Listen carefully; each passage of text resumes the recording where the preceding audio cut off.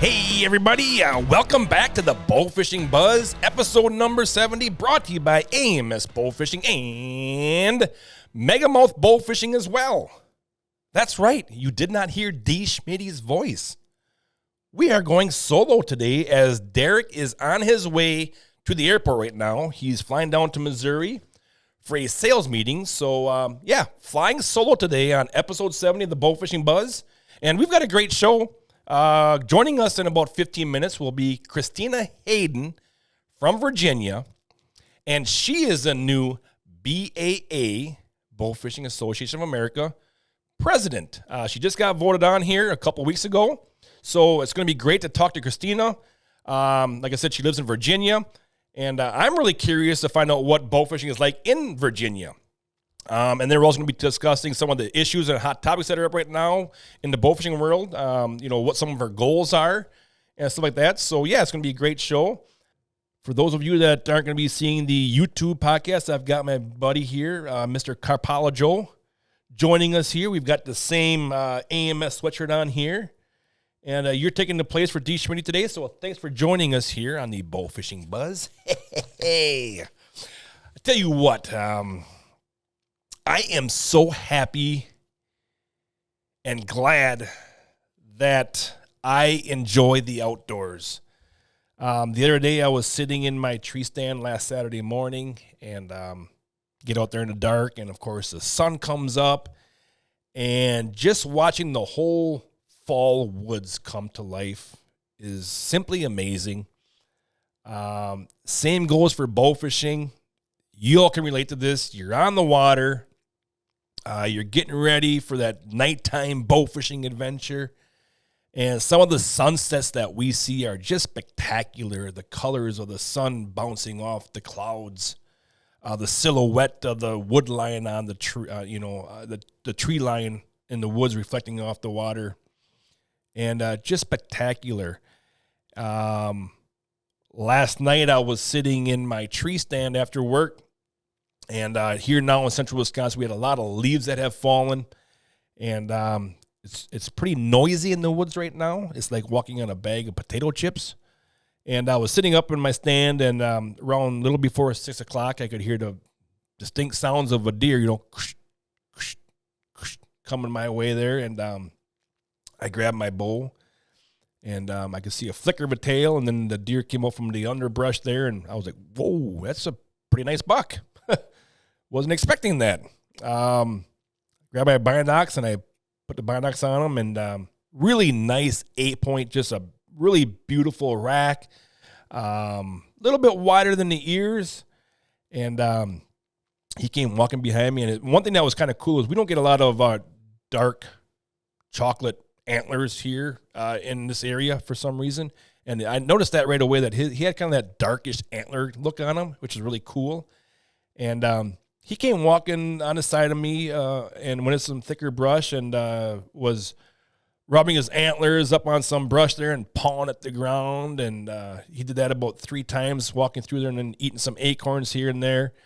And then he actually offered me a 24-yard broadside, not a twig in the way, shot, and just a really neat-looking deer. And it was tempting. It was very tempting, I'll tell you that.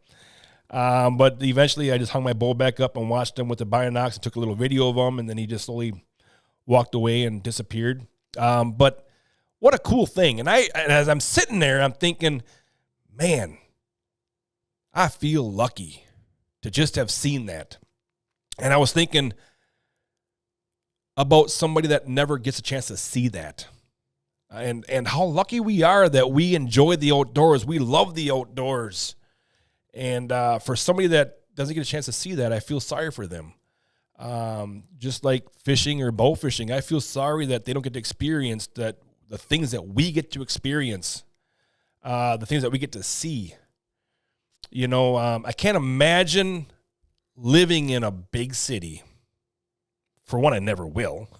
But I can't imagine growing up and living in a big city, and the trees that I see are planted along the sidewalk. The park is really the only place that you get to go see a big old red oak or a white oak or a pine tree or a pond, or see ducks. I can't imagine that's where you see that stuff at. I feel sorry for the people that just don't get a chance to enjoy the outdoors like we do, because it truly is amazing. And like I said, I was sitting in the tree stand and enjoyed that beautiful sunrise last Saturday morning and watching the woods come alive. And then, of course, you sit in the afternoons and the sun sets and you see those amazing colors again. And just to witness all that stuff, like I said, if you're not coming out of the woods or getting done bow fishing and you're not happy, then you need to change it, because the outdoors should make you happy and feel alive and love the things that you're seeing. The outdoors is free. There is no charge for it. It's there for the taking. So enjoy it, because it is beautiful. And like I said, I feel sorry for the people that just don't get a chance to enjoy it and appreciate. And I bet you that if you took one of those people from the cities that does not hunt, that does not fish, they don't like it, I bet you I would love to take somebody out and have them sit next to me in a tree stand, ride along with me in the bow fishing boat, go along with me to the Mississippi River to go fishing for some perch, go out west and go on a duck or goose hunt. I bet a lot of those people would change their minds, because I think a lot of the stuff they see right now is on social media, and they only see the end results of most of the stuff. They see you holding up a fish. They see you holding up a big elk. They see you with a bunch of ducks. I don't think they see the whole journey through. And I think a lot of those people would change their minds if they could come sit right next to me up in a tree stand and see the deer that I'm seeing. I think they think that I shoot at everything that I see. Everything that I see, I'm shooting at, which just isn't true. I absolutely appreciate and love watching that 8-point buck walk by me there last night. I enjoy watching two little 1.5-year-old bucks sparring and fighting right next to me. I enjoy watching a doe or two fawns walking by. Now, do I like to eat it? Absolutely. I'm going to shoot some deer. Don't get me wrong. I'm going to lay some down. I love venison. And I didn't have to go to the grocery store to get a lot of my hamburger and meat. So, just feel really fortunate that you get to enjoy the outdoors, because it's a magical place. It's a wonderful place, and just enjoy it. Always come out of the woods, off the water, with a smile on your face, and be happy, because it's there for the taking, and it's a wonderful place to be. So with that, we're going to move on. I've actually got something here called the multi-billion-dollar threat. Wow. Multi-billion-dollar threat. And this goes out to silvers and bakeheads that are found throughout the Mississippi River Basin, and they are capable of widespread destruction, which we all kind of knew that for a while. Research has shown the carp would find a hospitable new home in the Great Lakes, potentially doing millions of dollars worth of damage every year. And we've all kind of known that was happening, but some of these numbers here are just going to staggering of what is spent on these. The Great Lakes states and federal government already expend considerable money and effort to prevent an invasion into the Great Lakes. Now listen to this. It cost about $13 million annually to operate electric barriers on the Chicago Sanitary and Ship Canal near the Chicago suburb of Lockport, which keep carp from swimming up the canal into the Chicago River and then into the Lake Michigan. $13 million annually to run those electric barriers right there in those canals. Wow. That's a lot of money. Now, this is I did not know this. I knew about the electric barrier, and I thought that's what our defense was, to keep them out of the Great Lakes. The current system has limitations, though. For example, the electric barriers sag when barges pass through, creating brief windows where fish could potentially pass through unscathed. All right. The Corps is working to close those loopholes by building a new barrier in Lockport capable of delivering a stronger jolt. The Brandon Road interbasin project on the Des Plaines River, about 12 miles south of the existing Lockport barriers, will add yet another layer of protection. Now, the invasive carp traveling upstream toward the lock and dam would face a gauntlet that begins with commercial fishing downstream of the Joliet structure. Now, if the fish evade the nets, they will swim into a column of bubbles meant to prevent carp and their eggs and larvae from reaching and hitching a ride in the crevices around the barges. So bubbles. So not only electric barriers, you got commercial fish netters, you got bubbles to prevent the eggs and larvae from hitching a ride around the barges. So I think the bubbles are meant to push them a different way because eggs, of course, are buoyant. After that, another bubble screen and noise broadcast into the water, prompting fish to escape the annoyance by swimming away from the lock instead of congregating below the impassable dam where fishermen await. Now, fish undeterred by the bubbles and the noise will encounter electric barriers and another field of speakers further upstream. Now, the chorus says, once completed, the chance of carp swimming upstream into the Great Lakes is virtually impossible. Boy, that's a big word to use right there when you're dealing with silver carp, in my mind. Virtually impossible. And these silvers, I mean, they're slowly moving north. Cold water temps, stuff, moving south. Salter, brackish waters. You know, these carp they can withstand a lot that we throw at them. So for them to say that it will be, virtually impossible for them to get into the Great Lakes, that's saying a lot. Now, they're adding some more barriers that will be complete in 2030 at the earliest. Now, they say it will be an expensive undertaking, building these barriers, coming in at $858 million and 6 to 8 years of construction time. $858 million to keep silvers out of the Great Lakes. And $13 million annually to run what's there right now. Not. I'm sure there's going to be more money. Adding more electric barriers is going to be costing more annually to run those. That's just crazy. I found this interesting. But Great Lakes advocates call that chump change compared to the possible cost of carp invasion. Chump change. $858 million is chump change. Wow. What I do find interesting, though, is so you're doing all this, spending all this money and investing all these barriers to keep the carp, the silvers out of Lake Michigan. But what about the rest of the Mississippi River Basin and the Mississippi River itself? Shouldn't they be looking at that? Just something to think about, and just something that I wanted to share with you because I thought it was pretty interesting. What's being spent to keep the silvers out of the Great Lakes? Virtually impossible. That's hard. That's a big word to say when you're dealing with silver carp. And $858 million is chump change compared to the possible cost of a carp invasion. Wow. All right, so I think it's time for some BAA records. We've got a bunch of them, and we got some youth records, which is awesome. So awesome to always see. How about Ava McCoy on her North Carolina youth record stingray weighing 59.5 pounds. Then we move on to Zane Sherrado on his North Dakota youth record common carp weighing 14.5 pounds. Then we've got Xander Childs on his Louisiana BAA youth and youth world record silver carp weighing 38.4 pounds. Way to go. Very cool. Then we've got Paisley Polasek on her Kentucky youth record silver carp weighing 29 pounds.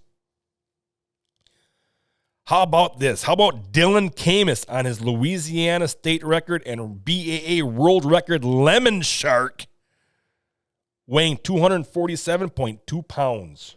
Wow. I remember seeing video of Cindy here, the owner of Amos Bowfishing. She shot a lemon shark down in Louisiana a couple years back.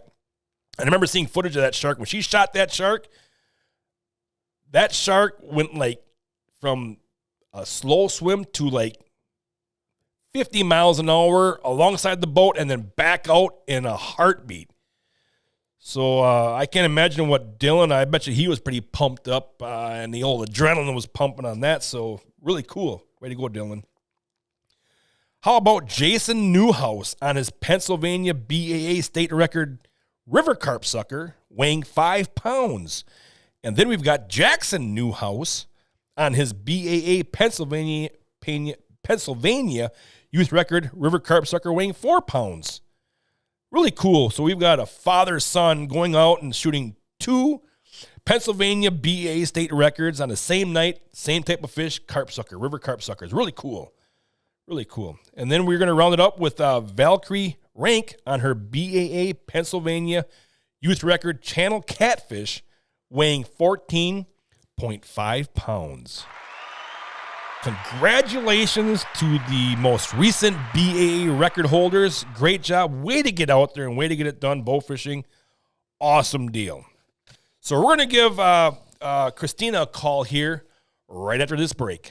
Why I Bowfish. Hunting fish with a bow. Non-stop action. Never slow. By day, by night. Great shots. Great fights. With family, with friends. Trash talk never ends. And kids, they love it. If they miss, think nothing of it. By foot, by boat, by board or canoe. How you do it is up to you. Aim low. Shoot fast. Watch your shadow. Watch the grass. Shoot carp, raise or gar. Shoot 'em close. Shoot 'em far. Stout arrow. Barb tip. Retrieve a reel. Let it rip. Bow fishing. Give it a shot. And welcome back to the Bowfishing Buzz, episode number 70, brought to you by AMS Bowfishing and Megamouth Bowfishing, as D. Schmitty would always say. So let's give Christina a call here. Let's give Christina a call, new BAA president. Hello. Hey, Christina, this is Matthew from the Bowfishing Buzz. How are you doing today? I'm good. How are you? We are doing great. I can't complain. It's October here in central Wisconsin. The leaves are changing. Sitting in a tree stand, doing some bow fishing work on the boat, getting ready for next year. So everything's great here. What about Virginia? It is finally starting to cool off a little bit. It's been about in the 60s. Bow season has also started.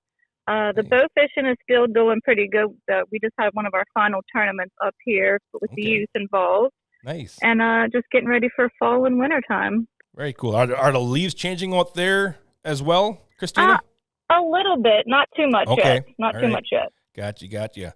So for our listeners and myself, you want to give us a little background on yourself, some of the hobbies, where you live and stuff like that? Sure. So I live in Southern Virginia on Lake Gaston. We're right on the border of North Carolina. I've lived here for about 6 years with my husband.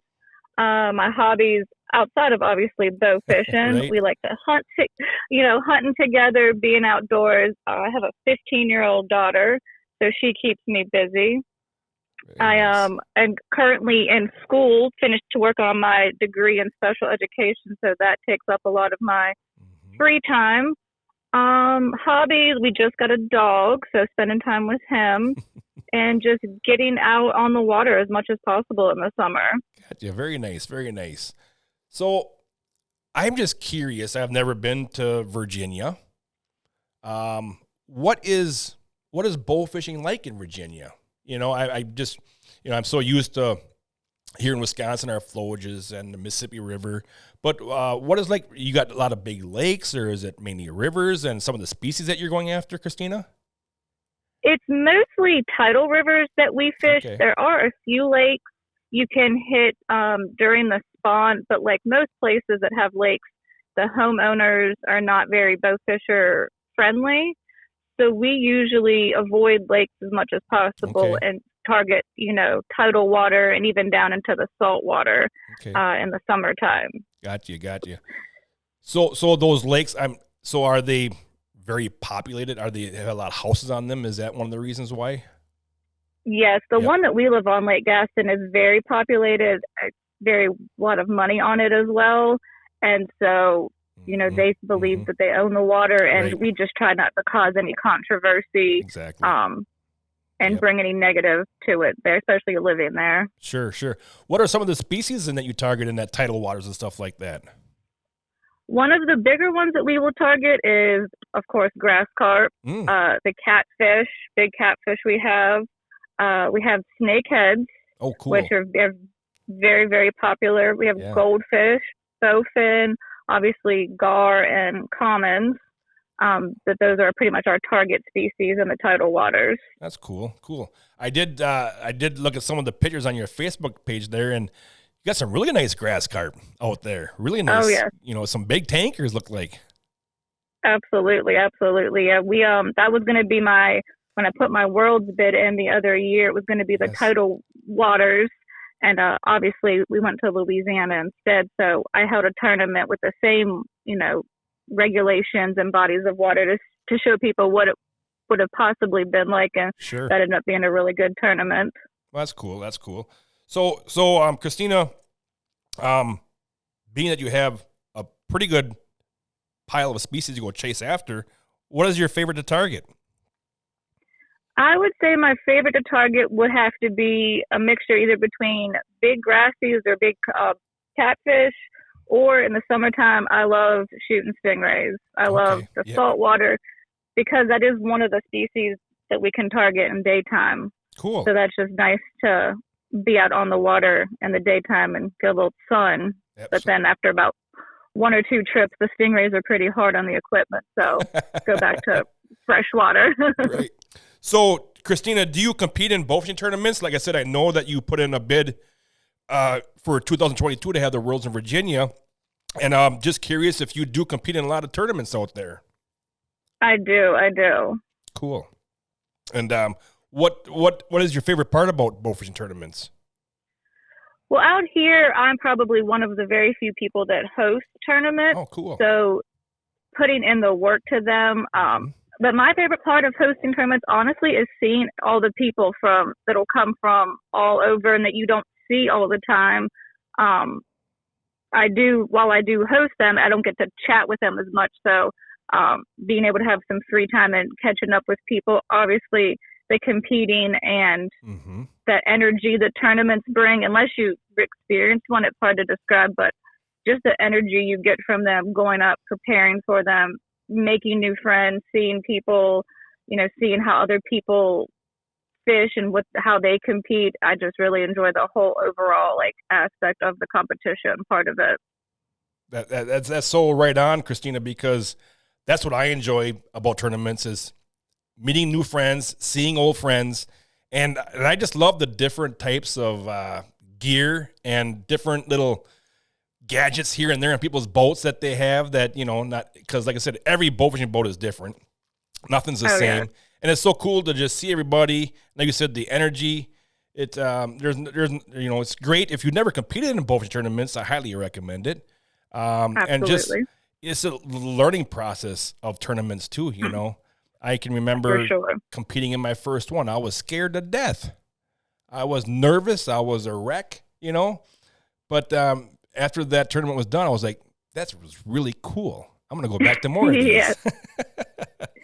I still get nervous every time. I don't think that I would ever not be nervous. And if I don't get nervous, I think that's the time, it's time to give it up. But yeah, for sure. And being able to watch everybody take off, we had started doing one ramp launches. Okay. And so to see, like you said, the different boats, you can have a $5,000 boat, you can have a $100,000 boat, and just, it is a wide variety, and getting other people's perspective from the boat ramp, asking questions and them just watching it, it is such a cool thing to experience. Absolutely. And like I said, if you've never competed in tournaments, give it a try. Because one thing that I really took away from tournaments was I learned a lot. The first couple, tournaments that we were shooting in the first couple of years, we'd come back to weigh-ins and I was like, I think we did pretty good. Only to find out we got our butts whooped, Yes.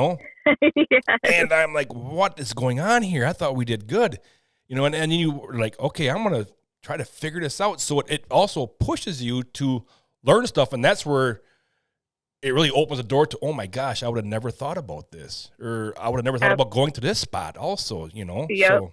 So it really opens the door to your experience in bow fishing beyond just tournaments.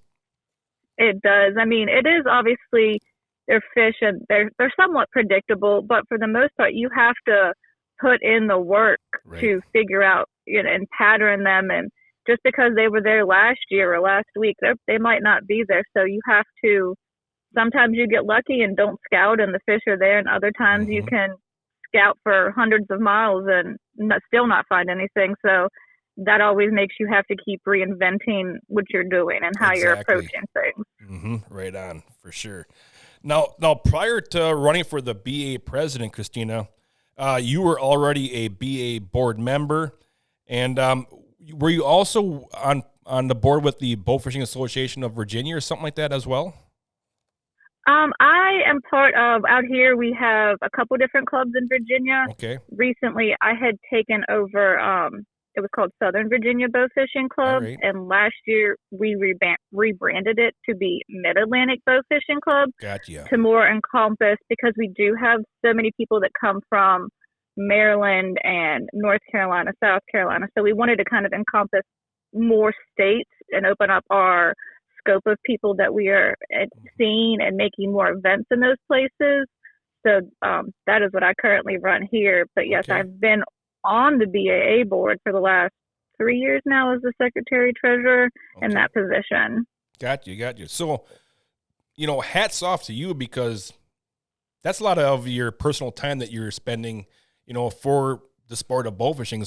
So we thank you for that a lot, Christina, right there. Yes, of course. Yes, it is a lot of work. I remember when my phone rang and Alan was calling me, and I had no idea why he would be calling me, and asked me if I'd be interested in it. And I was like, sure, you know, how hard can it be? It's just, you know, keeping up with the financials. Well, little did I know all of that it really did entail.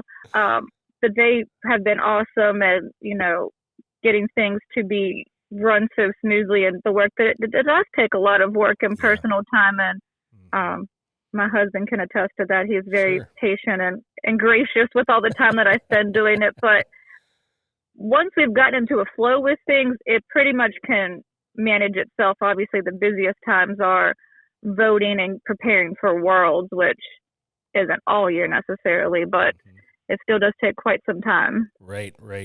Exactly. So, you know, myself, along with a lot of other bowfishers out there, we thank you for your work in the bowfishing community. Really appreciate that, Christina. Of course.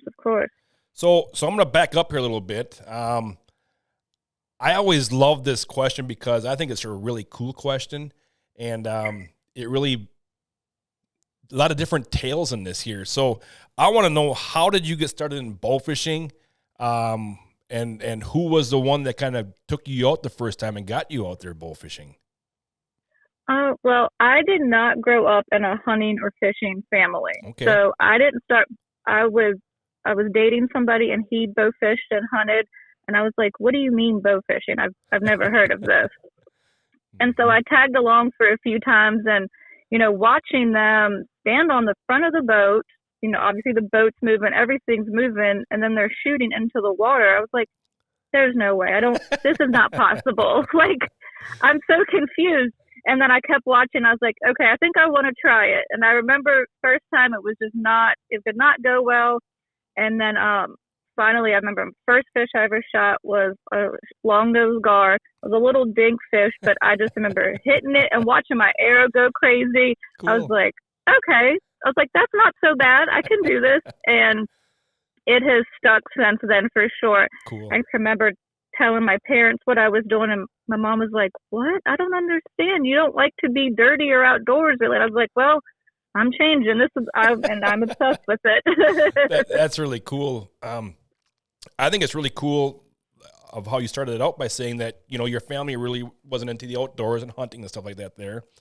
Because I was just talking about that in the intro of, you know, how lucky we are to be able to enjoy the outdoors. Like, I was sitting in my tree stand the other morning and just watching the sunrise come up and the woods coming to life, you know, and just seeing all that. And, you know, you can attest to this, I'm sure, out in Virginia, when you're getting ready to go out on a night of water and some of the sunsets are just spectacular. The colors and the clouds are just beautiful. And, a lot of people don't get to see that and witness that. And I feel kind of bad for the people that live in the big cities that they can't see that type of stuff. Yes, I agree. I mean, I can't even tell you how many sunset or even the best nights are when you have the sunset and the sunrise pictures from like your whole adventure out. Yes. We've seen different, we've seen dolphins swimming sometimes. Wow. Just the stuff that you can see and experience. Yeah, it is definitely, I'm thankful to have gotten involved in it and be able to experience it because it has brought some of the best memories for sure. Exactly. So you're out there, you're part of the Mid-Atlantic Bowfishing Association. You're hosting tournaments. You're the secretary for the BAA. Now you wanted to become the BAA president, put a bid in for that. What made you want to do that? I guess I just figured I had enough free time. No, after our spring meeting when we were out in Memphis, a couple of people had said, "How would you feel about us putting a nomination for you to become the president?" I was like, "Absolutely not. I've barely got my feet wet as being in this position. Maybe in a couple of years, yeah." Mm-hmm.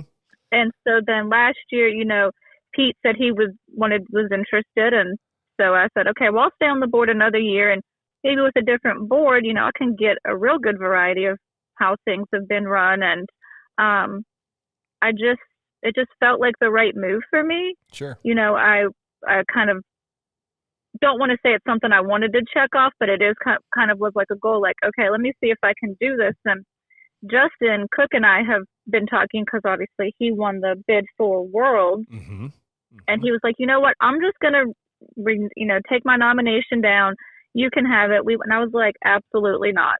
I said, I didn't have to be voted into the position I'm in now, and I don't want this one to be handed to me. I want to either win it or not win it. Whatever happens. If it's meant to be, I'll do it and I'll stay on. And if not, I'll stay on as secretary and we'll keep rolling. Sure. And he was like, I understand. So, there wasn't a lot of the ugly, sometimes campaigning that previous elections have brought, and the eyes on it have seemed to not be so much. There's so much attention on the association right now. And so trying to figure out, because we have had very limited bids for Worlds and not a lot of interest in running for member, office positions, and going to try to work on what's going on with that and get my feet wet in this president position now. Cool. So, I'm just curious, are you still part of the Mid-Atlantic then also, or did you kind of give those jobs to somebody else? I am still involved in that. We have kind of set up a board with that over the, towards the end of the summer. Okay. A couple of people came to me and said, hey, I think we need to get a board going. And some people, how official do we want to make this? And to me, it's a fine line between making it super official and I still want to have fun with it. Right. It was kind of getting to the point where I wasn't enjoying myself. It was becoming a lot of nitpicky stuff with some people. And the people that came forth and said, we kind of all agreed, hey, let's set up some people that are in charge. But I still kind of will be the head of that, which thankfully also kind of runs itself. And there's not quite as large as the BAA. So, sure. And I have a good set of guys that want to help me with that. And so I think we're going to keep running that as well. Well, good. We wish you the best of luck with that as well. Very cool. Thank you. So now that you are the BAA president, what changes, if any, would you see happen within the BAA? Got any plans moving forward? I have a few plans moving forward. Okay. Nothing too major. Sure. Like I said, I want to reach out and see why there has been the lower interest in Worlds. Justin and I kind of bounced ideas of doing some sort of drawings for people that are state reps who can get the most people signed up so we can increase our paid membership. How do we do that better? Right. If we have a state rep, if I have 2 state reps in Virginia and they each get 10 people to sign up, that's 20 people for one state. I want to see more states better represented, because when things do happen, there's nobody there, and it's hard for everybody in office to come to all of those meetings in different states. So if we can get a good set of, okay, I know there's problems in Oklahoma. Hey, we have 100 paid members in Oklahoma that are going to show up to this meeting. That'll show them, hey, we are serious, we are professional, and we know what we're doing here. Right. And that's another reason as it's important to have, as many BAA members as we can, because it shows that, hey, this is a large group that are dedicated to this sport, instead of just going there with a group of, 50 members. That's why it's really important for people to join the BAA, to go and fight some of these battles that are happening in different states right now, because Absolutely. It's going to affect all of us, so we need that fight for us in that bow fishing world as well. Absolutely. We are seeing some of those trickle effects out here in Virginia and Maryland. A little over 2 years ago, we were approached by one of the guys in wildlife and said, hey, these new regulations are getting ready to come down. We just want y'all to be aware of them.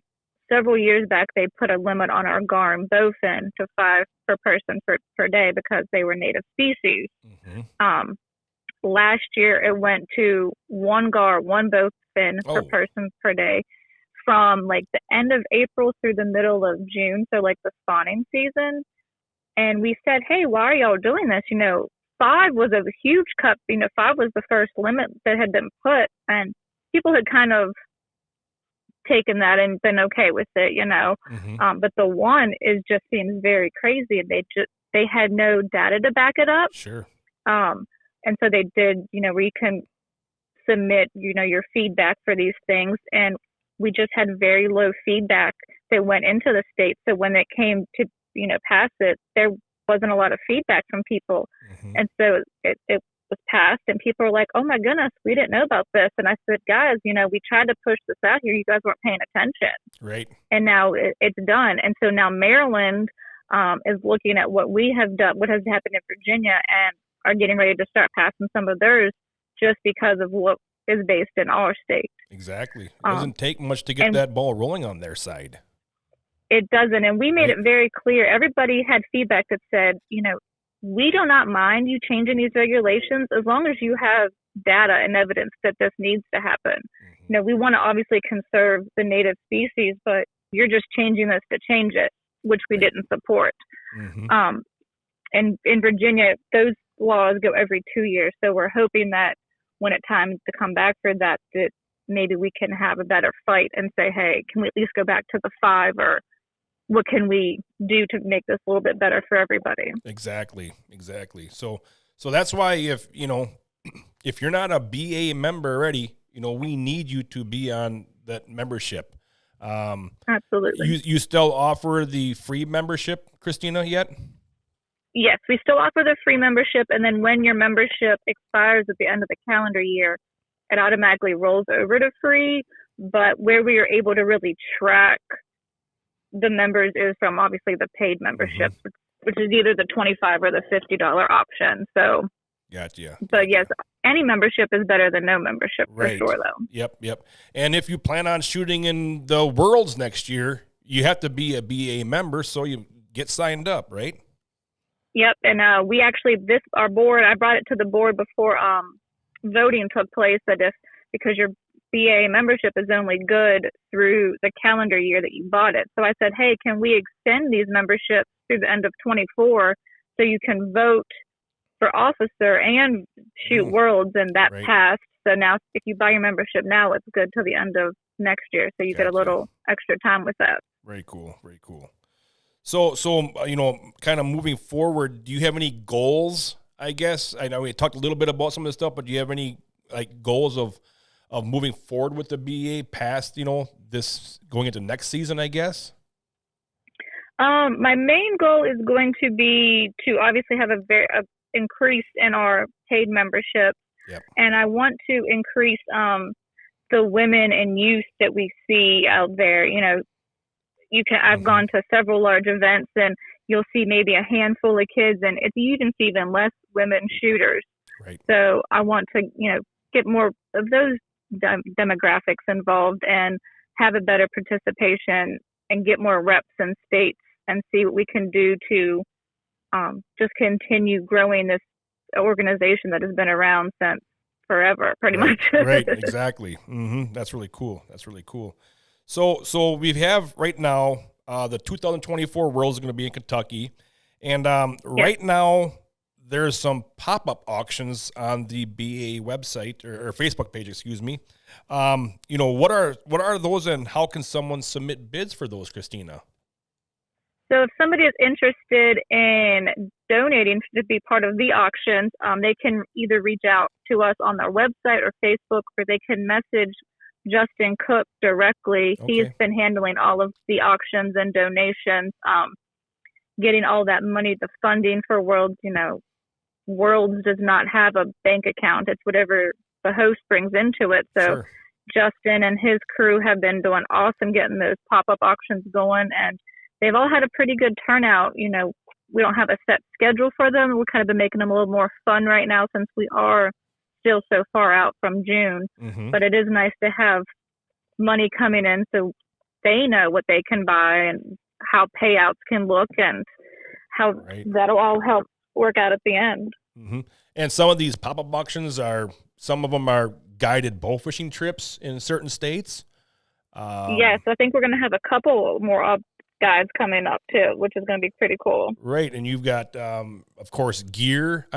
I've seen gear on there already, and a lot of neat stuff. So, if you are into the bow fishing and everything, and you want to maybe go to a different state on a trip, you can put in a bid there on the Facebook page, and if you're the highest bidder, you can win that. So, if you want to look for some of that stuff, go to the Bowfishing Association of America's Facebook page and put in some bids for that, and that money right there will go to the payouts. Is that correct, then, Christina, for next year's World? Yep, it'll go towards the payouts. I know some of the money has already been used to buy the elusive belt buckles that everybody wants to win so much. Right. Starting to order some things like swag and shirt designs, all that stuff takes money. So we're trying to get as much in to get all of the little necessary stuff, and then to build up that large pot that obviously people want as well. Right. So that's really cool that those bids are out there and auctions and stuff, and the money goes to a higher payout. So if you do place in the payout money for next year, you're going to get a little more money back because of these auctions. Really cool deal. That's right. And a good deal on something you might need too. Right, exactly. You might get a pretty good price on a guided bow fishing trip in a different state. Exactly. For sure. So, Christina, this is another one of my favorite questions I like to ask because this varies a lot. What is your favorite bow fishing memory? After you had messaged me and I was looking over and I was asked my husband, I was like, what is your favorite? He's like, why are you asking me? I said, well, guys just have a way with remembering details and stories and events. And because him and I compete, I think probably the best would be when we got married, we started competing in tournaments and it was just the two of us. And we would show up at events, most teams are 3 to 4 man teams of men and take it very seriously. And here's this husband and wife couple showing up like, what are y'all doing here? And we were really hard. We won a lot of tournaments. It might have been a little tournament. It might have been a big tournament, but it was just always so cool spending that time together and then being successful in it. That has been one of our favorite memories. Going to Louisiana the other year, shooting Worlds for my first time, experiencing Louisiana. That is a whole other world in itself from Virginia for sure. Yep, absolutely it is. Yep.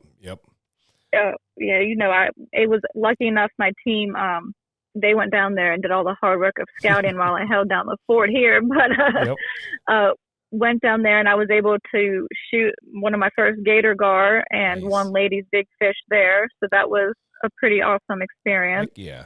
You bet.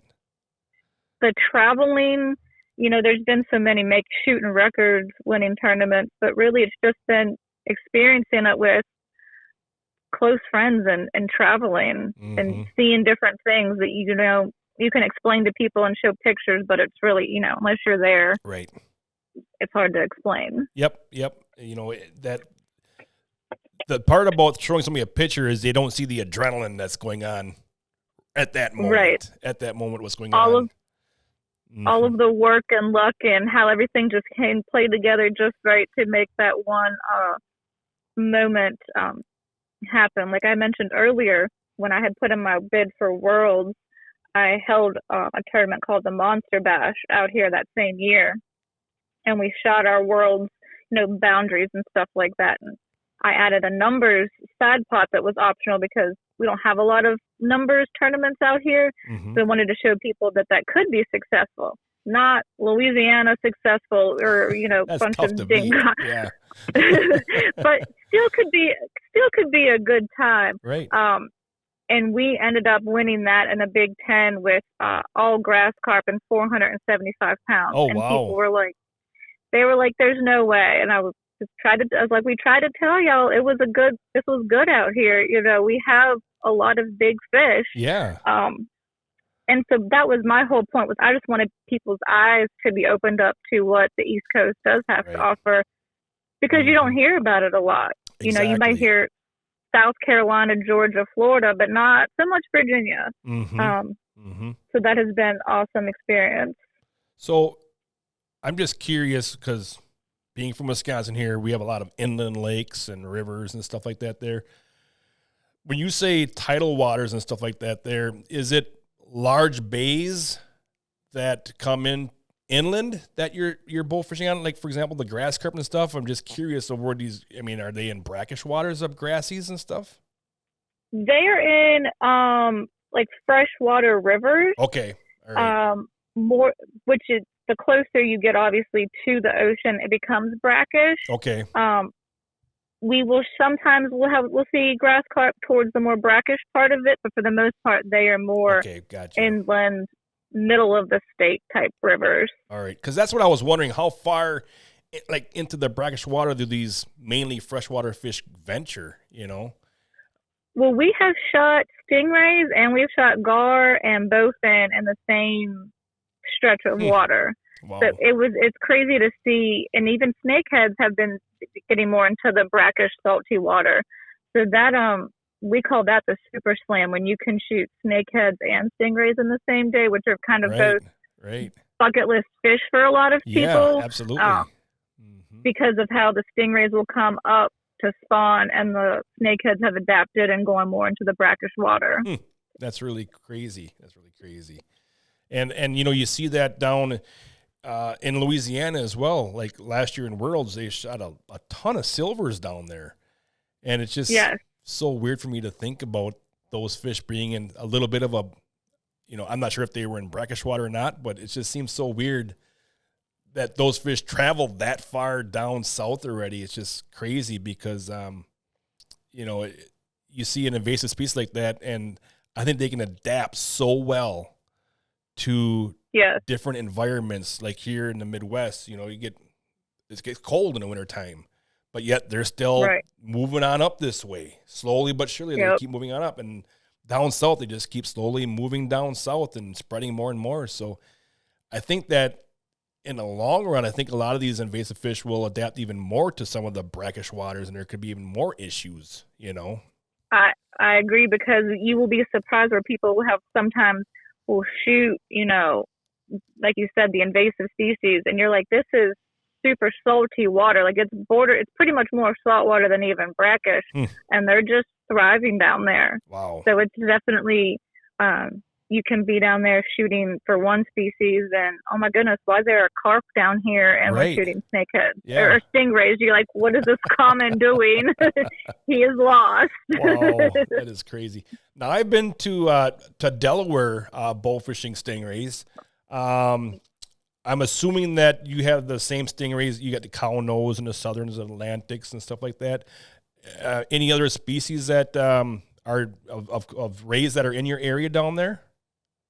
Not in Virginia. We do not have those beautiful butterfly rays like Delaware has. Yep. That is definitely on my bucket list trip for sure. We mostly will target the southerns, Atlantics, and cow nose. Okay.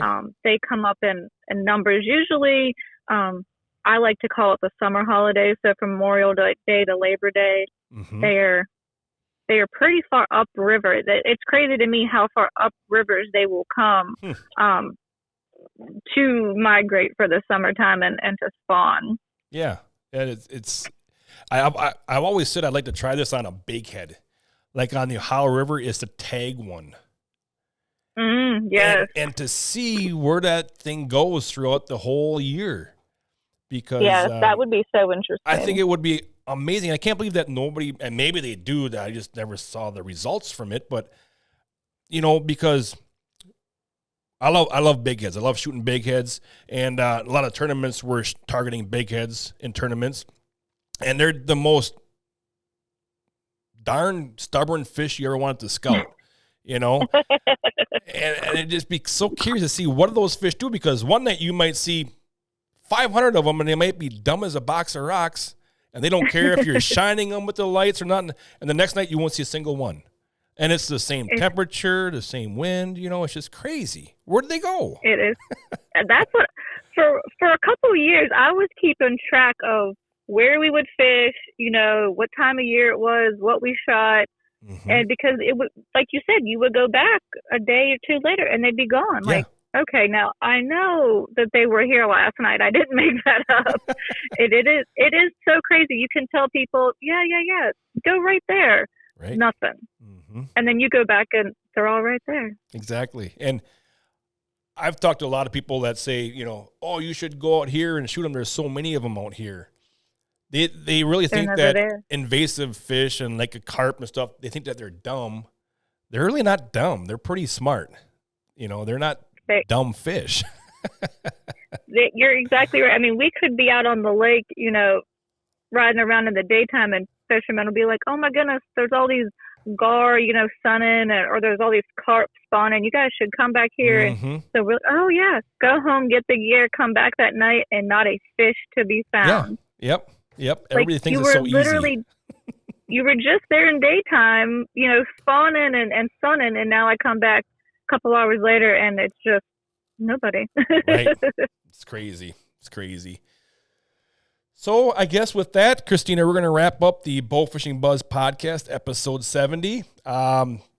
Really thank you so much for joining us and for really stepping up and becoming the new BAA president, because, like I said, this is all your time and on your time. You're not getting paid for this. You're not getting, a nice little check for this here. So we really appreciate you stepping up and doing this for the bowfishing community.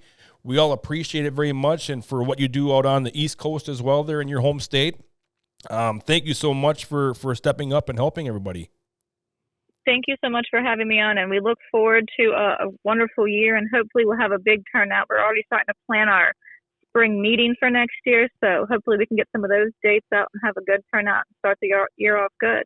Well, very cool. Well, you have a rest of the good October here, and we wish you all the best out in Virginia, and thanks again for joining us, Christina. Really appreciate it.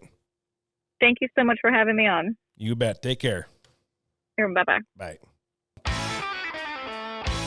You gotta love it, man. Bowfishing, the outdoors. It's October, baby. Get out there and enjoy it, because the lakes are clearing up. The weeds are dying off. There's big fish to be had.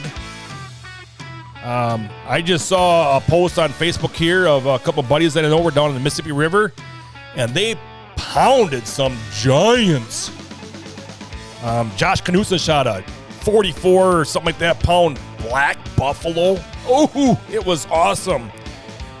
So get out there, get out in the outdoors, get in the woods, get on the water, and enjoy it. So from all of us here at Amos Bowfishing, we wish you the best of luck. Remember, aim low, think big. See you next time, folks.